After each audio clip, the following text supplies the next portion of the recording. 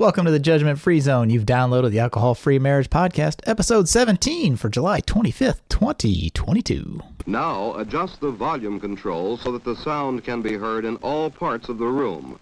Recorded live from the cornfields of Central Illinois, you're listening to the Alcohol Free Marriage Podcast with Matt and Amy.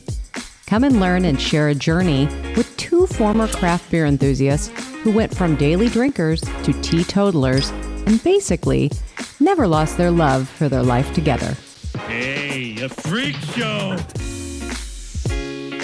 Well, hello, children. Welcome back to your weekly freak show that is the Alcohol Free Marriage Podcast. I am Matt, along with your always lovely coach, Amy. How are you, my love? That was really weird. I got on a roll and just started going faster. I'm great, but what if they don't download it? If they're just listening? You have to download it to listen or stream it, I guess. Oh, okay. If you were watching it on the YouTubes, which I encourage you to do, what is this, Amy? This rubbing I'm of calming myself. I'm not sure why you need to calm yourself. No, you calm yourself. If you do this, you've got your two.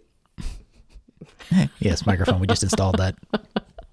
Anyways, this puts you, it calms you, your brain, because your brain, both hemispheres, you're making your brain work in both hemispheres. So you're like hugging yourself and rubbing your opposite shoulder with your hand. And you just go like this, and it does. Do it. It calms you down. No.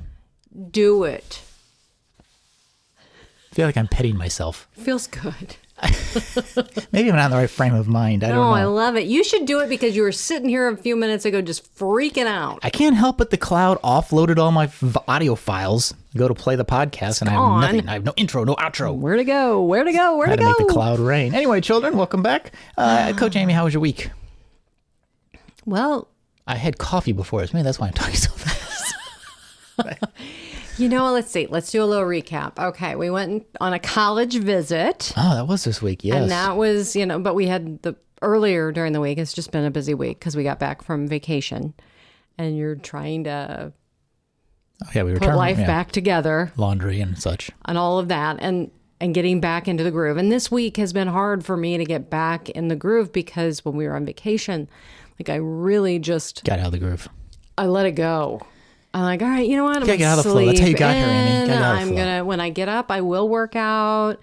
I'm not planning my day because I'm on vacation. And when you do that, it's been hard to get back in my, okay, this is what I do. I wake up, I do these things in this order. And this week have been off and it's kind of been, it's just been weird. So I'm working on getting back into that, into the groove. More regimented. I am a person who, if I have discipline, it really frees me. So having that morning routine, having it all together, and yes, it was good to let that go because I'm also a control freak. I like to be able to do my schedule, and if I don't get to do it, then I kind of freak out too. So sounds like a lose-lose proposition to me, but okay. No, it's just, you keep, my morning starts, I get up, I have my Bible journal time, I do that. Then I have my exercising, and then I also plan out my day, and that's kind of gone. Let's go over Matt's morning routine. I wake up, I shower, I go to work. Oh, I make breakfast. I wake up, I don't get out of bed, I turn on my Bible app, I listen to my whatever that day, because I'm doing Read the Bible in a Year. So I'm listening to that, then I listen to the podcast that goes along with it. Listen to the Bible in a year? Potato, okay. Okay. Really? We're going there. We are. I listen to books, so it's called reading books. I'll call it. It's fair. Okay. Well, this is not now. This is not the morning routine podcast, but we had a college visit this week. Yes, we had a college visit, which was 1,000 degrees, and it was horrible. I mean, because it was so hot. The visit was fine. It was hot. The visit was good. We think our daughter is. I think she's kind of settling in that she thinks this is where she wants to go because she's very undecided. Very. But that's okay. I think we did cancel one college Because it's going to be 104 with heat index of 112. Yeah, it was going to be so hot. And we're like, and she doesn't even really want to go there. She has no real desire. We were just kind of making her. But I wasn't going to die. And then I'm like, I don't think I want it. So we then in turn went into the city. Went up to Chicago because it was like 80 degrees and beautiful. Yes, it was a beautiful day. So we did that. And it was for her. It's for her birthday. She's going to be 18 in a couple of weeks. And it worked out. But that was a lot of fun. That was a hoot. I enjoyed it. I'm glad it didn't rain on us. Yeah, it didn't rain. Rain driving up. Beautiful while we were there. Coming home. Rained again on us. So sorry for you that you had to drive. It's such is my lot in life. Yes. It's not a lot, but it's a life. But it was fun. Coach Amy, before we get to our awesome interview with Mark and Stephanie, what about your freebie? Yes. You've worked hard to put. You keep calling it our freebie, which I feel guilty. It is our freebie. But you did all the work, so I mean, I'll take the credit. Don't get me wrong, but well, it is our 5 o'clock somewhere alcohol-free edition. It's 7 tips for taking a break from alcohol. And so you're going to receive those 7 tips. You'll also receive top tips that helped Matt and me when we took our 30-day break from alcohol. And we did those separately. The importance of your why, how keeping the ritual and replacing the ingredients worked for us, and it can work for you. And then also our top visualization tactic, and why community and mindset matter. And then my top favorite sober podcasts and quit lit. And on the top of that list is the Alcohol-Free Marriage Podcast. Of course it is. Amy, how do I get this free freebie? You're going to, you can go to my website at joyontheotherside.com and go down and subscribe to, I think it's going to be our newsletter.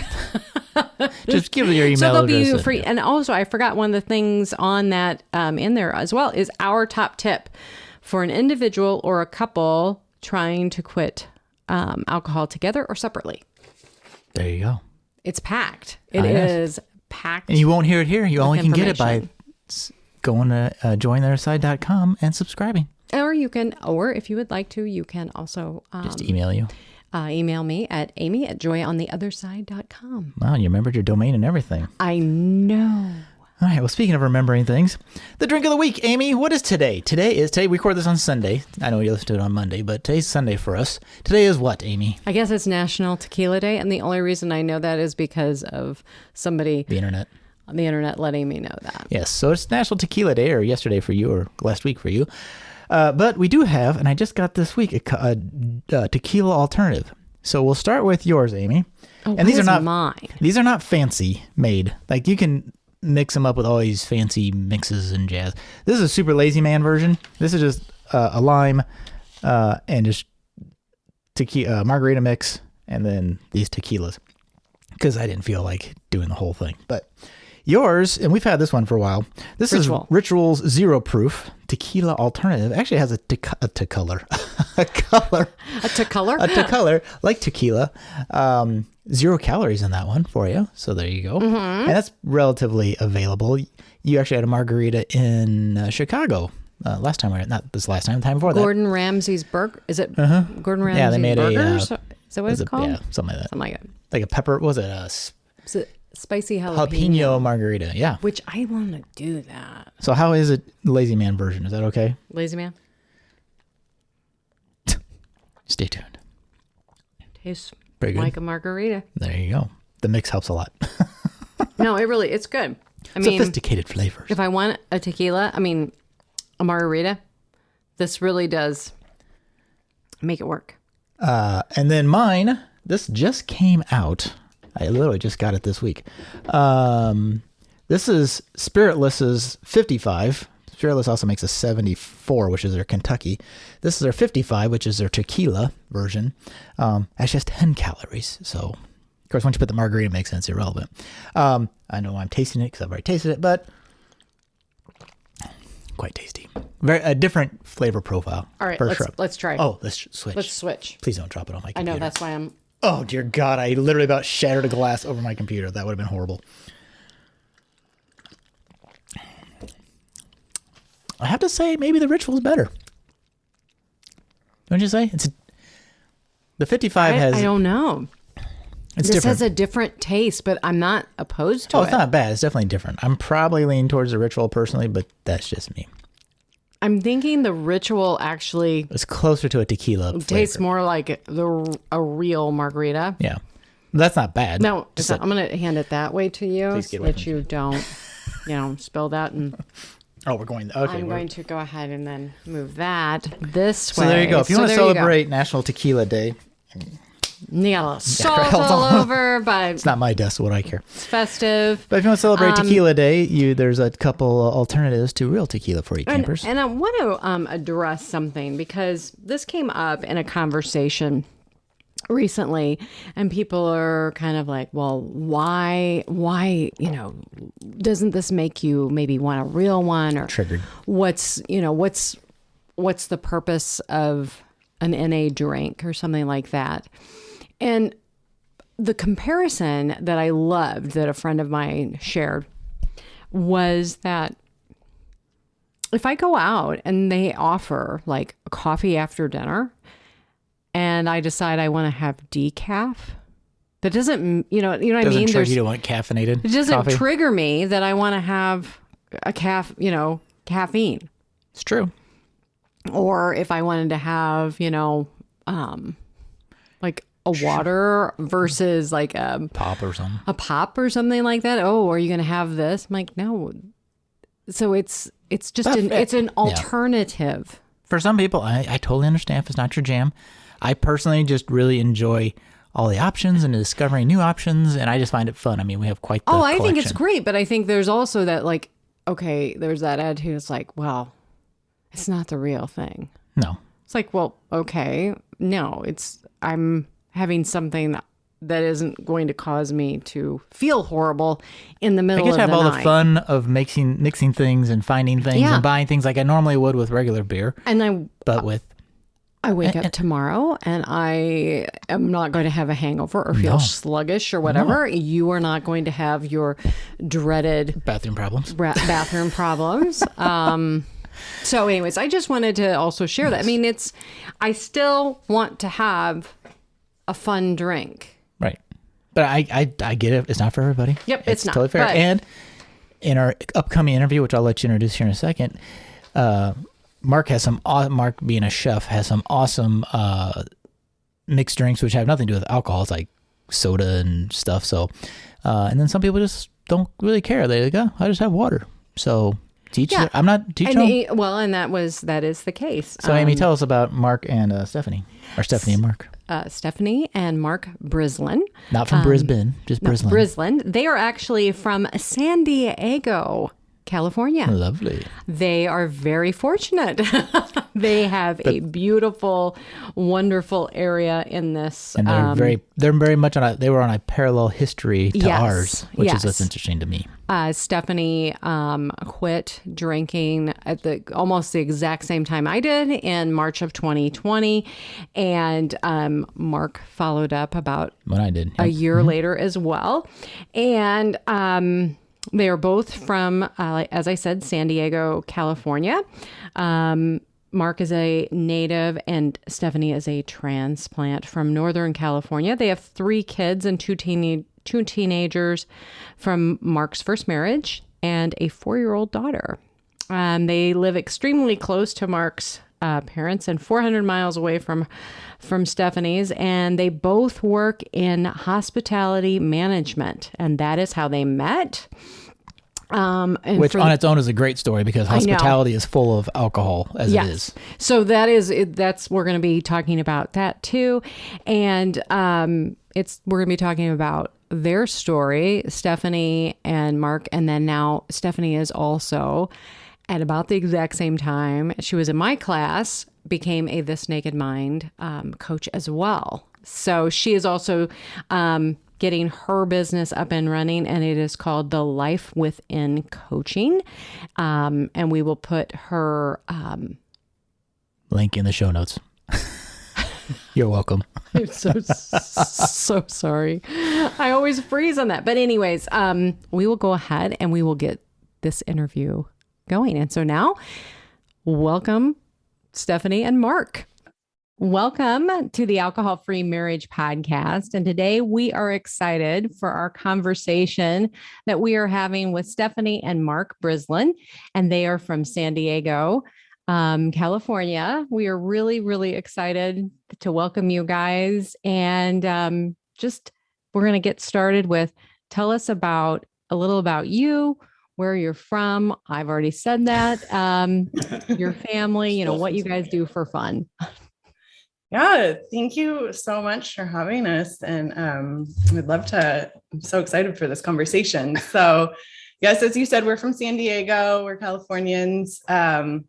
Mark is a native and she's a transplant. I'm a transplant, yeah, from Northern California. I moved down here for college and never left. And so we met at work. We're both in hospitality management. That is a big industry down here in San Diego. As you can imagine, lots of people like to come here. And when we met, Mark had 2 kids from his previous marriage. And now we have our own little baby girl together. 4. She's 4. She's still my baby. So we have 2 teenagers and a 4-year-old. Yeah. Wow. Okay. Keeps it interesting. I understand the teenage part.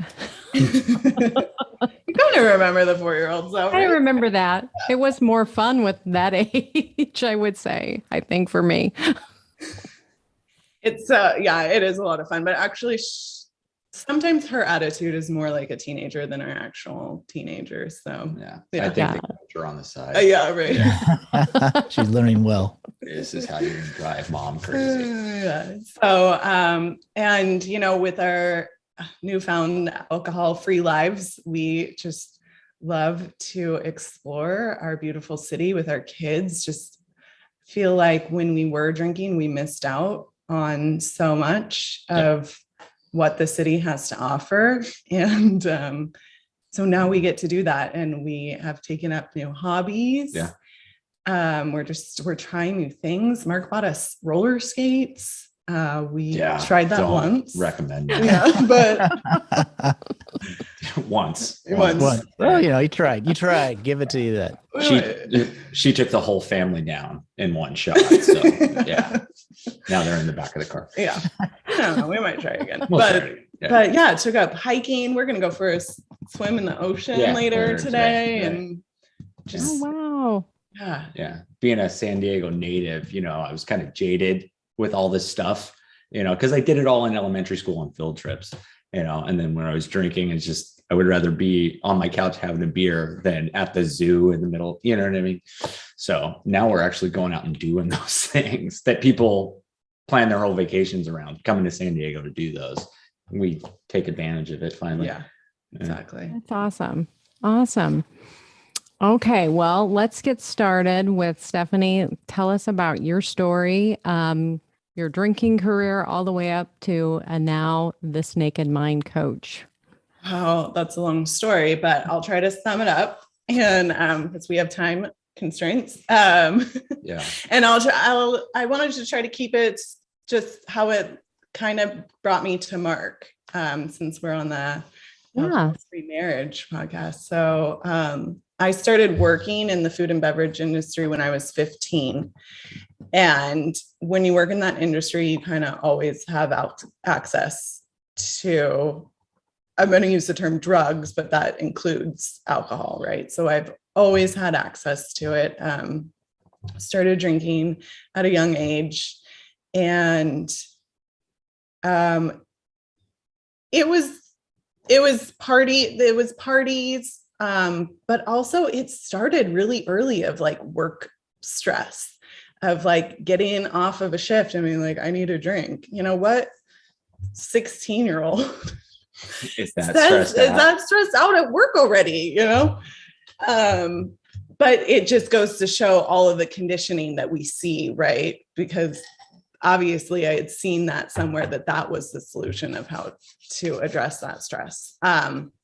That's kind of the whole food and beverage industry, though. It's very acceptable in our business to be that's what it is. Dependent. Yeah, it is. And so that led into I got a job when I was 20 at this really trendy bistro.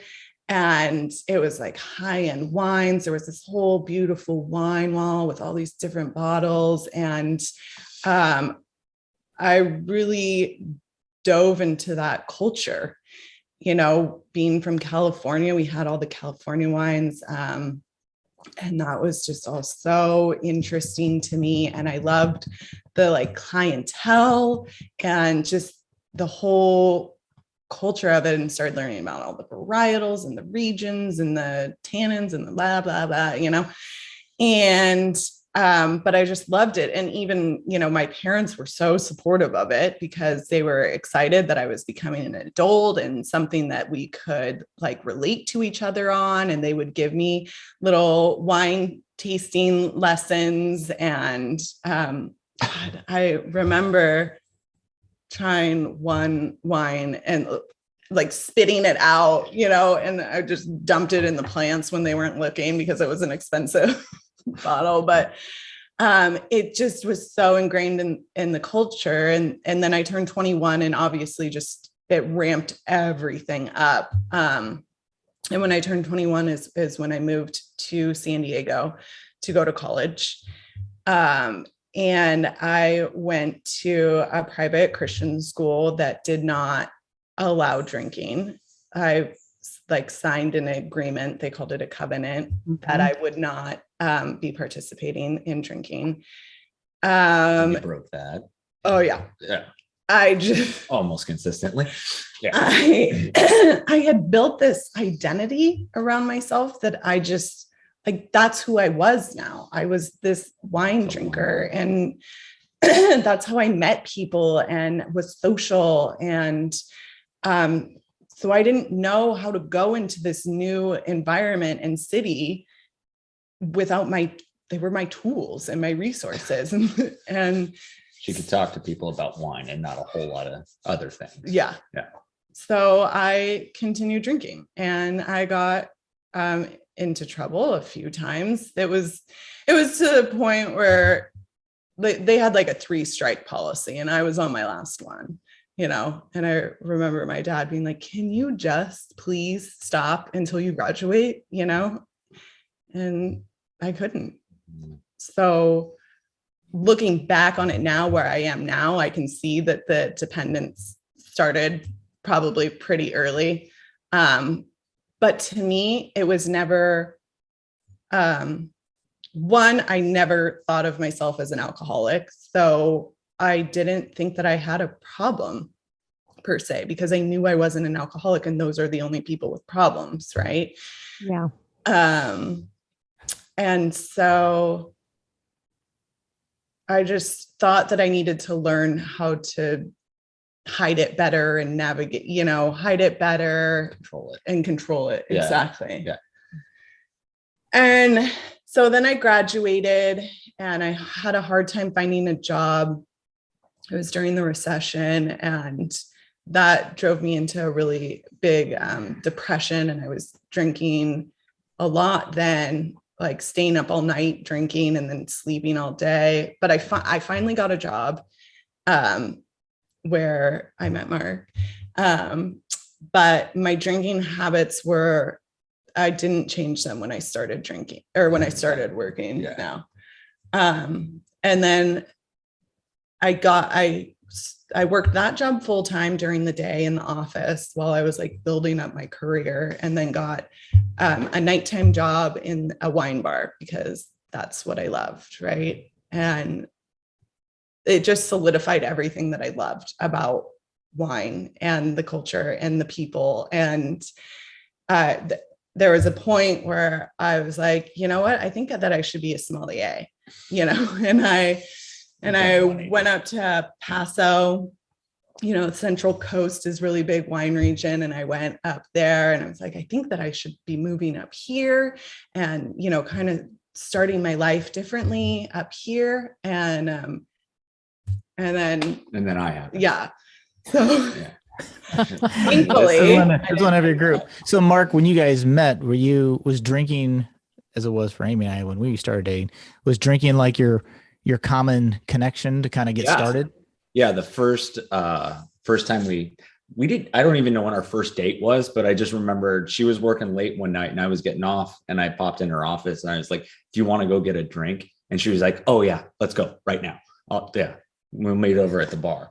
And then that was 3 times a week after that, you know. And then when she was working at the wine bar, I'd get off work and then I'd go sit at the end of her bar, you know, to hit on her, because she still wouldn't go out with me. She'd drink with me, but she wouldn't go on a date with me. She wouldn't go to a movie. But yeah. Yeah. So then I don't know, eventually he wore me down and we did start dating, but drinking was so much a part of our relationship. Oh yeah. All of our friends. Yeah. Mark's an executive chef. And so, and then with my wine knowledge, right, you know, we loved to entertain and create these menus and do these pairings. And that was our life, that and work. And most of our friends were in hospitality. They were either other chefs or other food and beverage directors. And so we really liked to have people over and have a bunch of cocktails or expensive bottles of wine. And so, and ruin the house. Yeah. Oh, God. So that carried on for, I don't know how long we've been together, 8 years probably. And so, we had Layla, our daughter, and then it became kind of clear that we couldn't carry on in the same capacity that we had. You know, the big kids were really only here on the weekends. And so there wasn't as much responsibility, right? You know, but when you have a baby, it changes. Yeah. And so when she was almost 2, we went on a big family vacation to Hawaii. It was for his parents. What was it? Their 40th anniversary with all his family, and started off the trip with real great intentions. Your rules. Yep. Yeah. She set rules for herself. I set rules. That was what drinking. Yeah. Right. I always had these rules. If I ever overdid it, it was because I broke a rule or I needed to make a new rule or whatever. So I tried to live within. What were your rules? What were they? Okay. So they added up. I know. I stopped drinking hard alcohol right before we decided dating, or right when we did start dating. Right when because I was like, well, no hard alcohol. No hard alcohol. It was probably when I was around the big kids. Yeah. And so no hard alcohol, no day drinking, you know, water in between each glass of wine. I could only have a certain amount stashed like within my vicinity to get my hands on. And when we went to Hawaii, I broke all of these rules. Yeah. I was day drinking hard alcohol by the pool in the sun. And starting at 10. Yeah. Oh my gosh. And I, blacked out, but what happened was what had happened? I don't know. I don't remember the details, but I verbally attacked Mark's family very publicly, very cruelly, and security escorted me back to the hotel room. And this is all in front of our children. Yeah. All 3 kids. And all our nephews. Yeah. Everybody. Yeah. And then, Mark was upset with his brother for the way that he had spoken with me. And Mark slipped in the rain and broke his leg. Oh no! And Mark, had you been drinking at the same time? Like, she was day drinking. Okay, so it's a whole alcohol infused situation. We had a great trip until the last day. Yeah, and then we hit it hard because it was our last day. I think so. And then it's not a family vacation until I get into a fight with one of my siblings. Yeah. So then I was mad at my brother and took off after him and slipped and fell and broke my leg. Meanwhile, this one's getting escorted back to the room by security. And we didn't know Thankfully, That it was somebody had our happening. kids. Yeah. Oh man. I know. So on the plane ride, the next ride home or the next day home, The 6-hour plane ride back. it's just all the thoughts in my head you can only imagine. And it's like, this is it. Like all of my other like blow ups and incidences, like those I managed to like push over and like make excuses for, but this like could not be overlooked. And so somebody had already given me the book, This Naked Mind. I had brought it with me to Hawaii with intention to read it, but decided to drink instead. And so we kind of had a conversation. I told him we were quitting. Yeah. We needed to quit. Right. Something needed to change. Which I'd heard before. We're going to quit. Okay. Yeah. That kind of Tomorrow, right? Tomorrow. Yeah. Tomorrow. Right. Yeah. And so like through reading the book and then joining the alcohol experiment, and then I got, because of COVID, you might have been on those calls too. They were doing those connection calls. Yeah. So I started on there, with my camera off, just so ashamed that I was there. But I kept going. I kept showing back up, and then, eventually moved into one of the coaches' groups.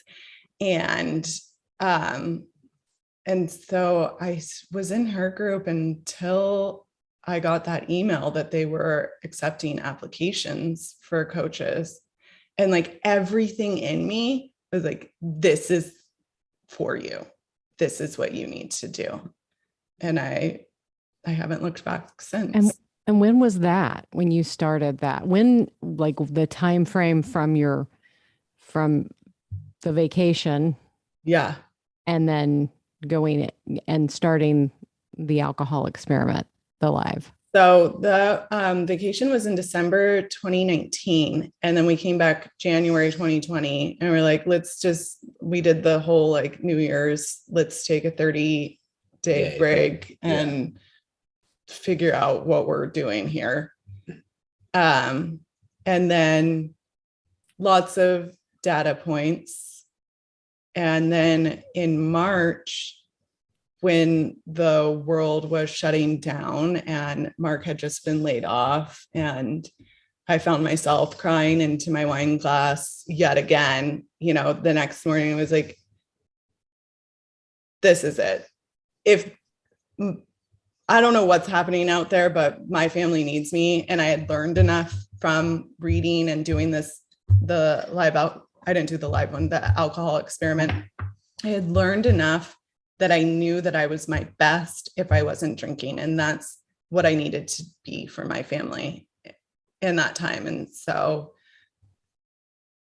March 2020 is when I had my last drink. Wow. Yeah. Yeah, me too. So then you stay sober. Now you're a coach. So I'm taking over all Amy's questions because I'm so curious, because our paths are so parallel. Yeah, it really is. So Mark, I'm curious to hear from you when she quits. Obviously, you tried this dry January data points, and she's all in at this quit, and you're like, well, we should quit, but I still kind of want to drink. Did you keep drinking? Did you moderate? What was your path like to where you're at? So I quit drinking for like 9 weeks, and then had a slip up, and then quit drinking for another 2 months, and then had a slip up, and then had a real bad one in January. I tried to moderate and I couldn't moderate. Right. It's a pain in the ass. Right. Yeah. Oh, totally agree. Totally agree. I never thought I would believe that, but once you look back, it is like a total pain in the ass. And for me, like I was a food and beverage director at a hotel. So I would walk into my office and there was 11 beers on my desk. They're samples from the breweries, here, or have to write a cocktail menu. Well, how do I write a cocktail menu without tasting cocktails? Things like that. So yeah, it wasn't until a year later where, I had a real bad episode. I'd been laid off. I was depressed, all these things. The world was ending. and I collapsed pretty much. And then Steph helped me make the real decision to do it, because I went into it half-assed the first time. Yeah. Right. Yep. I was very similar path. I tried the moderation thing, which you're right is a total pain in the ass and takes way more brain power than just not drinking. Right. Right. I told Amy, I said, I'm either just going to drink and drink or not drink and not drink. This in the middle thing is just for the birds. Like, don't even, no. Amy, you have a question? Sorry. No, I'm just, I know, Stephanie, you and I've, talked a little bit in our groups and stuff, but I didn't realize how we paralleled so much, because I remember, I've had, not at the same time, but I've had similar issues, like not going on vacation, and like we went to the Keys and rum punch was served and I blacked out, and getting sick, and then being like, oh my gosh, I can't ever do that again. And that was probably 5 years before I quit. And then just those types of things. But then going into the pandemic and knowing we had gone and we had bought enough alcohol probably for 6 weeks at least, because we were locking down and buy the booze. My gosh, we have to drink. How are we going to do this? And I remember we couldn't go on our spring break.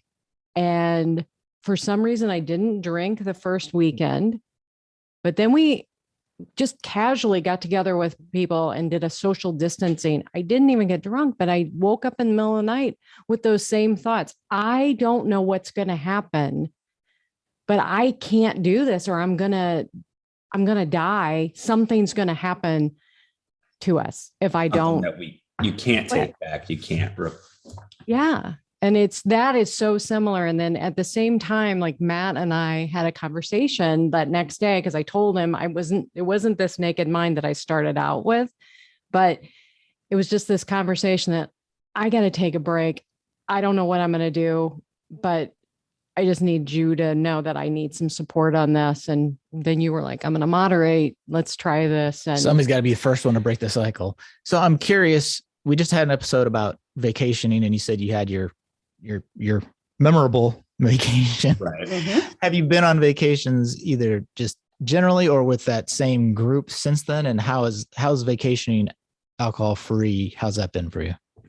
I'm not sure his parents will ever take us back to Hawaii again, Yeah. but we see my family. We see my parents 3 times a week. Yeah, fine. So you've mended that Right. relationship. Yeah, Right. yeah, absolutely. And that's the beautiful gift of being alcohol free is being able to mend those relationships again that were so hurt by that. But to answer Matt's question, we haven't done a vacation like that. We've done little trips here and there. Yeah. We've driving distance things. We haven't done, the whole family get on a plane type of thing yet. Yeah, but it's been so different because we're able to do the things that we say that we want to do. Yeah. Yeah.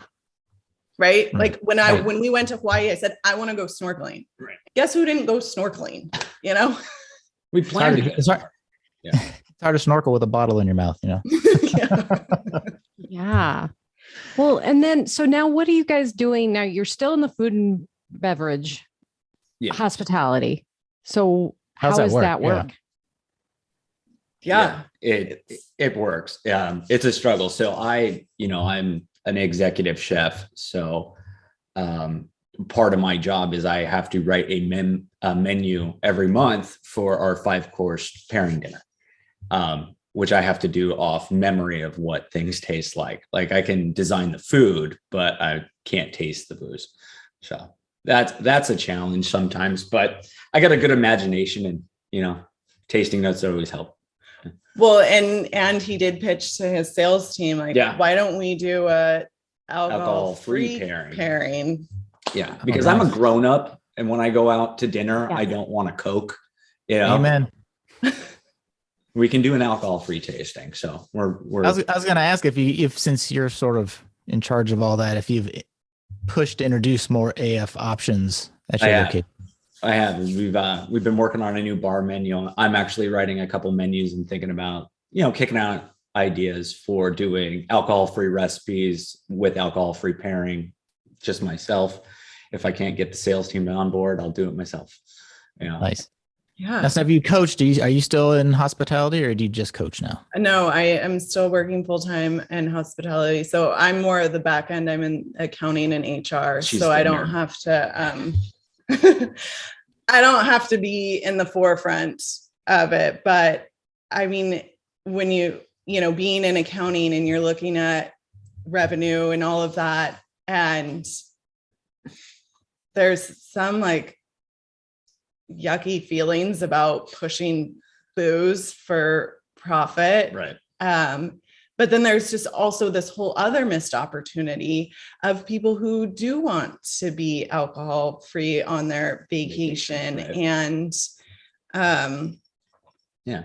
Or not even, or maybe they just don't want to drink that day, so right. there is such a huge, I think that it is going to be bigger. We're in this big cultural shift right now of people looking at their drinking, and, we're just kind of at the forefront of it. But I really think that it's going to change food and beverage in the way that we operate. Yeah. So Could be the next taco truck.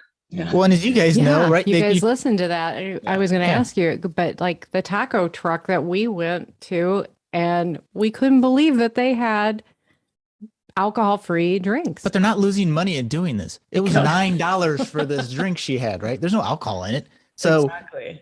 If anything, you may be making it's more a better money. margin. Yeah. It's a better margin. Yeah. Right. If I could serve a steak dinner with no steak, I'd make a lot more money, right? Right. But Mark, to your point, if I'm out, I'll pay the same for an NA beer if I'm at a tap house. So I'm not sitting around, everybody's drinking beer and I'm drinking a Coke. It's like, I'm not 12. So, right. I'm totally with you. Yeah. That I'm just, I think it's really cool that you are an executive chef who can actually make changes, because we have encountered, with restaurant owners, and I'm not going to do that. Nobody wants that. Who's going to do that? Who's going to buy it? I'm like, do you not read the industry magazines that I don't even get, but I've seen the articles? And I have yet to see one add AF beer. Beer is usually the easiest because it's canned, right? Yeah. Mm-hmm. I've yet to see somebody add it and then turn around and remove it. Right. I've seen expansion into other things, because you can make a lot of the same drinks with an AF spirit or, AF beer. So the overhead's not terribly high, and you're going to make the same, if not more, on it. Right. Exactly. Yeah. We, I in May went to a thing called Cater Source, which is the national convention for caterers. And one of the things that the keynote speaker brought up, he had two things. He's like, we need to fix kids' food, because we can't serve them chicken tenders and macaroni and cheese and expect them to have good habits. And we need to expand our alcohol free, because that's a market that's growing. They took it from the business side, more than the personal side, but it's a market that's growing. And they're like, all of you operators in here should really, really focus on offering something. It doesn't have to be switch. We're not serving anything, just offer something, and there's alcohol-free wines and beer. And I mean, it's out there. Yeah. And then given a choice, alcohol-free people, or people who have an alcohol-free person in their party, just like say vegetarian, they're going to lean towards places that cater to that. Right. Like they may like the other place too, but you're not catering to what I need for this group. So I'm not going there. Right. Exactly. You don't need a ton, like you said. Yeah. Exactly. Fascinating. I love it. I do too. And we went to, what was it, Gordon Ramsay's in Chicago. burger place in Chicago. And it was just a bottle. They had a bottle of Ritual tequila. I mean, it's not going to go bad. And they were selling them. I mean, for the same price. It's just like, come on, and that was a really good margarita. So I'm curious too, and this could be travel or anytime. Talk us through like any of your trigger moments, like while you were going through the process of quitting, maybe in your early days, like what obviously the work thing, right? But other things that you may have run across that's like, oh, it'd just be easier to drink right now. So, yeah, funny story. My sister was supposed to get married in Hawaii right after that trip. We were supposed to go back to Hawaii. We already bought tickets. Yeah. Yeah. And Hawaii shut down because of COVID. And so her wedding got pushed back and pushed back and pushed back. And she just gave up on Hawaii and ended up getting married in Havasu in October 2020. And so I was just over 6 months then, and I was the matron of honor and kind of freaking out about it.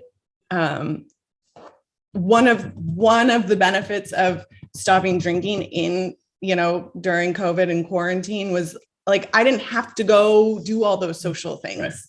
Right. I got to just sit with all my thoughts and feelings by myself. So this weddings are already like all your family's there, that brings up a lot of like family dynamic stuff, especially her folks. Yeah. How can I handle this without that drink? I mean, Right. that was How the do crutch. I hang out with Uncle Bob without having a cocktail? And then just the responsibility of being the matron of honor. My sister is a perfectionist, and like, I was like, I can't even deal with her attitude, and she yelled at me as soon as I got into town, and I just kind of let it go. And that was it. It's kind of like allowing those things to happen, because they're going to happen. You're going to have that awkward family drama. Right. And just know that like you're going to survive it and it's going to be okay. But thankfully I was in this Naked Men group with a coach, and they so set me up for success and prepared me. I had a plan. I had, people to reach out to if I needed to. I had visualized how this was going to go I had my drink planned out. And it was so much better than I could have even imagined. I not only, did I not cause a terrible scene, like I would have probably had I been drinking. But I gave like a phenomenal speech, and yeah. Nice. And I was just there for my sister, who like, she needed attention and love. And like, I got to really celebrate the moment with her. And Layla was 2 then. So she, was also a handful. So, I just got to be there and present. And it was going through that event that I knew 100% I wanted an alcohol-free life, and that I could do it, and I could really do anything. And that's what solidified it for me. That's awesome. That is so awesome. Yeah, if you can make it through that, I think you're golden at that point. Right. Yeah. And just knowing the wedding party was pretty much a train wreck. So weddings be that way. And the next morning we were up and ready. Oh my gosh. Yeah. Yeah. Well, and it's so, in our coaches, we talk about, and our coaches talk about be the cow, and like, just be the calm one when everybody else is freaking out, just be that calm presence. And it's so true. Like, it was just madness at the wedding, I think, but we were fine. Yeah. And then I always love that feeling the next morning when you wake up and you feel great and you're at breakfast and everybody's like, oh, I'm just like, I feel great. Who wants to go for a hike? You start wondering, did you guys really have that much fun to ruin your entire half day, if not full day, the next day, right? Yeah, exactly. Right. Exactly. Plus you don't have to spend all that energy recounting trying to figure out what you did, who you said what to, where your phone is, Did you anger Uncle Bob in your process? Yeah, exactly. Right. That is so crazy. Yeah. So now, how do you, I mean, because clearly your marriage is intact, and we've witnessed people who, through the groups, who their marriages have fallen apart. What, tell us about that. It looks like you guys have gotten closer. Yeah. You know what? It's true. We, it did drive us apart initially, because when I told Mark, we had to quit, this is it. And then I started learning more about this naked mind and really focusing on my own journey. I had to step out of my bossy self and realize that he's on his own, and I'm on my own, and that's okay. But it caused some distance between us. Yeah. A little bit of resentment, but it's getting better every day. Yeah. And that's what it is. We were just able to find a new, I think, appreciation for each other and respect. And, just being present, actually remembering conversations that we had. I used to think she was a great philosopher, but I couldn't tell you one thing that she said afterwards. As we sit out back by the fire, and she'd rant, and I'd be like, "Oh, you're a genius." The next morning, I don't know, but now I remember it. Yeah, we remember. We're like engaged in each other's conversations and listening to each other, and more free. Do you find you have more free time, especially in the evenings? Yeah. You're not just money. on a glass. That's good too. Yeah. More what? I'm sorry. More money, more free time. Right. They're both great things. Right. And that says a lot, because we could drink for free a lot of the time. We could drink for free a lot of the time, and we still spent a lot of money. So that's probably the biggest challenge for me, is because I still have access to free booze every day I go to work. Yeah. And sometimes it's like, oh, really? You don't drink at all? No, not at all. That's a big thing for me. People don't get that. They just like, never? Well, yes, never.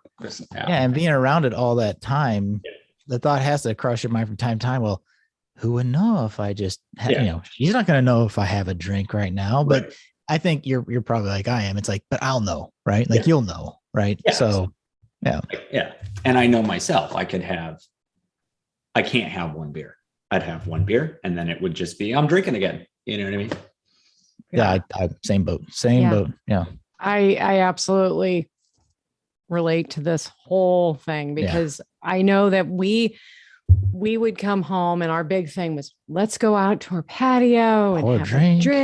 And then we would sit there, and kids leave us alone because we want to drink. And we would be, and that I think is the biggest thing that bothers me now. It's like, you can't deal and dread on the past, but that we push them kind of away so that we could have this mommy and daddy time drinking. And like you said, I don't remember, what we talked about. I mean, and I think that was the same with us, and we never really argued or anything like that. So it was really weird when we didn't drink, to reconnect. It was like, oh wow, I'm glad that I liked you, because too late now. It's one of those things. It's like I tell people, I'm like, oh, it's like we're dating again. It's like, oh, let's go do this. This is fun. So, and that's what it is. It's getting to, like I mentioned, like us exploring new hobbies, but just doing things together and with our kids too, right? Because I'm so on the same page with you, Amy. It was definitely the thing that I was grateful for the most in my life, which is my family and my kids. But I thought that I needed to drink to deal with them, and that was just when I realized that, I was like, oh my gosh, what am I doing? And so being able to just be with them, after working all day and being away from them and getting to just they grow up so fast. And Now we you have that. just what you said, having to drink to deal. It's like we gave our power away, that we weren't capable of dealing with life and having a relationship with this person. Yeah. It's just crazy. Have your kids noticed or commented about the change since you quit? Yeah. They, especially, the older kids, the teenagers, they notice. Right. They don't they're teenagers. They're not going to have a philosophical comment, but my son, every time we're he likes to talk to me in the car when it's just the two of us, because he's always got his sisters around and stuff like that. But he's like, so how long has it been since you had a drink, Dad? I was like, a year and a half, buddy. He's like, yeah, that's what I thought, and that shows that he knew the whole time, Yeah. I would send him to bed on some trumped up charges so I could sit out back and, have a beer. Yeah, they definitely, it hasn't been but because they were present for so much of it, right, they can see a change. And we've had little conversations here and there. Like I was reading How to Quit Drinking Like a Woman by Holly Whitaker. And Rory our oldest was asking me about it. And I was like, oh, perfect. So instead of it's just come up naturally. We don't have to have this long lecture big, or heavy anything. conversation. Exactly. Yeah, it happens organically. Yeah. Yeah. Is that the same with your kids? Our son is 21. So now he's definitely in that drinking culture. I think what's nice is that I think he sees what we're doing. And that, okay, I don't have to drink that much. Right. Now, I'm sure he does on different things, but we've both talked to him and said, just go in eyes wide open. Yeah. This is a drug. But he's still one of those people. He's those one beer and I'm done kind of people still, which he really is, which is so weird at this point. So I hope that continues. Right. But now it's really up to him. I feel like it's nice that we are older and he is seeing, and we've even said, I'm like, look, when you have kids someday, if you do, we want you to be able to trust us that you can bring your kids to us. Right. And your children will be safe. And we'll be sober enough to drive them somewhere if we need to. Yeah. That would be another thing. How do you feel about that? I feel like, freedom. I feel total freedom now to be able to do whatever I want to do. Oh yeah, exactly. I talk about that, about, going places that maybe I'm not super excited about going. Right. But but I can leave whenever I want. So yeah. Right. Exactly. For me, working downtown, I can drive all over downtown on a holiday and if I get pulled over, I get pulled over, whatever, right. For me, that's security. Yeah. Yeah, it is. It's absolute freedom, but just to be able to do whatever we want, but also not have to make all these plans of how much am I going to drink, and then being how are we going to get home? Resentful that my kids are with me, so I can't drink more because I have to drive them. Right. Just I've been there. I know. It's just that whole bizarro world. Yes. That's how still you put it on. Why? But so has it been better than you thought it would be? Yeah. Yes, absolutely. Because we had been drinking for so long, it was just so ingrained in our identity, in our relationship, and everything we did. I could not possibly see how it could be good. Right. When you marry your best drinking buddy. Right. And then you're like, Yep. So what are we now? Yeah. And people like your family, what do they all think? They're happy for us. They're really happy. They're proud. Yeah. Yeah. I mean, they wouldn't say it. No. No, actually my parents have. I know.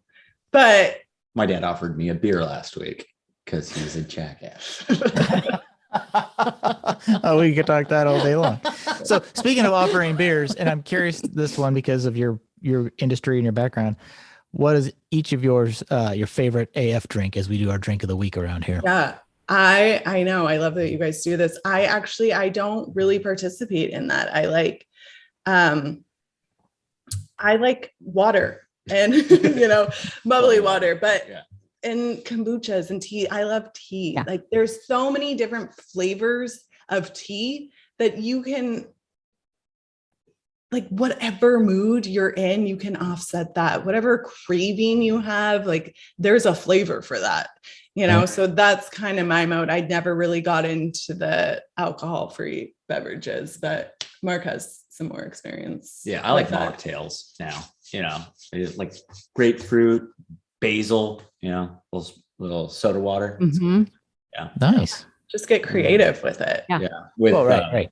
Like if I need that malty thing, it's going to sound weird, but a splash of malt vinegar inside some soda water kind of hits my palate different. It's weird. That really? Malt vinegar? I'm writing things down. He's writing things down. Malt vinegar and soda water? Soda water. It's just, with working on, because I want to cook without alcohol as well. Okay. And, I was trained that wine and thyme make great food, and it's true. But there's a reason why we use wines. There's a reason why we use beers, so it's finding what part of that do I want to incorporate in the food. So a malty flavor, a piney flavor. I used to love a good IPA, and I find that, rosemary and mango give me that piney flavor that I'm looking for. So writing down more. He's writing down. Rosemary and mango? Mango. Like mango juice? Yeah, but not the mango juice in a can. It's got to be real mango juice. Okay. That is so great. I think you should make a book. Yeah, you could come up. She's like, you should do a YouTube channel and do cooking demonstrations. There you go. Sober cooking. Might not be a bad idea. Yeah. I think that would be great. Well, thank you guys so much. This has been wonderful. And I know we could continue with this conversation for a long time. For sure. I think we're going to have to do like a group happier hour, maybe, and get people together. I think it could be fun. So we'll have to put that on our future calendars. I love that idea. So, thank you guys. Yeah. All right. Yeah. Well, Mark, we're going to put you in charge of making the recipes for us, and then we can. She's always putting me in charge of something. Yep. Sounds familiar. Well, thank you guys so much. Thank you so much. Really appreciate it. Well, thank you, Mark and Stephanie. I love that interview. I know, like I too. said, their parallel path to ours is just uncanny. And I think he can make his own drink book with his I hope drinking. he does. And I think what we need to do is... I've tried a couple already. I'll share later. All right. Well, then you know what? Maybe we'll do that. Maybe that'll be like a little feature. Ooh. We could do that. He should. He really does need that. Maybe the two of them could do that together. Like our freebie. Oh. They could do a little free mixology freebie. Yeah, that would be so cool. Stephanie, I hope you're listening. Copyright Alcohol Free Marriage Podcast 2022. So this was great. Thank you so much to the two of them, and look forward to our interview for this next week too. Yes, be very exciting. But hey, speaking of freebies, always go to joyontheirside.com. You can check out the freebies. You can go to alcoholfreemarriage.com if you want more of this lovely podcast in your ear holes. But otherwise, I think that's it for this week. Coach Amy, anything else from you? I think that's it. All right. Well, wishing you peace and love from the cornfields. I'm Matt along with Coach Amy, and we are out.